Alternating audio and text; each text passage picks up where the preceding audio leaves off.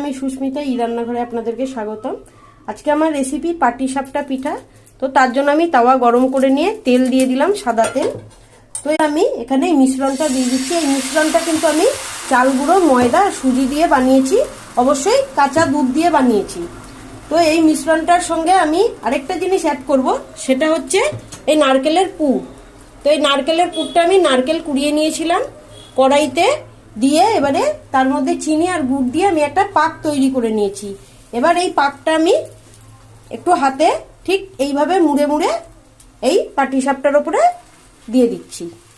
বন্ধুরা, কত সুন্দর কিন্তু তাওয়া থেকে উঠে আসছে আমার পাটিসাপটা।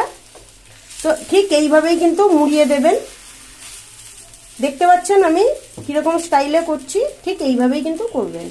আরেকটা পিঠ উল্টে দিচ্ছি, ঠিক এইভাবে কিন্তু উল্টে দেবেন, একদম তাওয়ার সাথে লাগবে না।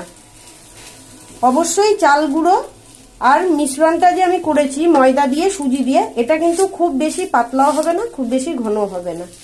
একটু চেপে চেপে দেবেন, নাইলে কিন্তু চাল গুঁড়োটা কাঁচা থেকে যাবে। হয়ে গেছে, এবার আমি কিন্তু নামিয়ে নিচ্ছি।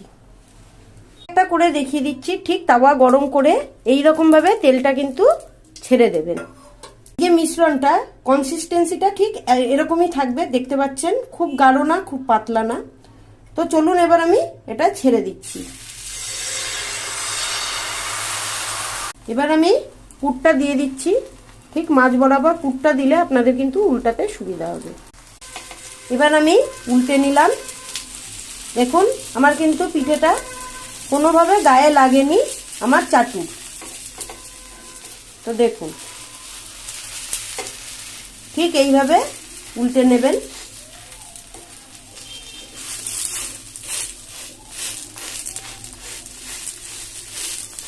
ঠিক একটু চেপে চেপে দেবেন, তাতে কিন্তু ভাজাটা ভালো হয়।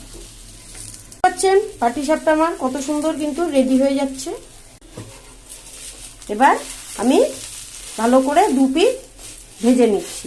এই পাটিসাপটাটা তুলে নিচ্ছি।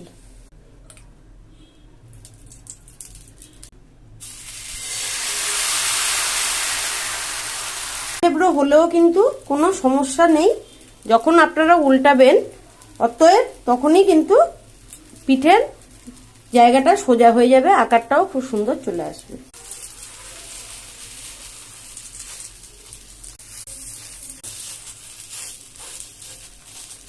আমি কিন্তু এটা ফ্রাইং প্যানে করছি, আপনারা চাইলে কিন্তু এটা কড়াইতেও করে নিতে পারেন। কেমন লাগলো বাড়িতে বানিয়ে খেয়ে অবশ্যই আমাকে কমেন্টের মাধ্যমে জানাবেন। ভালো থাকবেন, অবশ্যই আমাকে সাপোর্ট করবেন, পাশে থাকবেন। নমস্কার।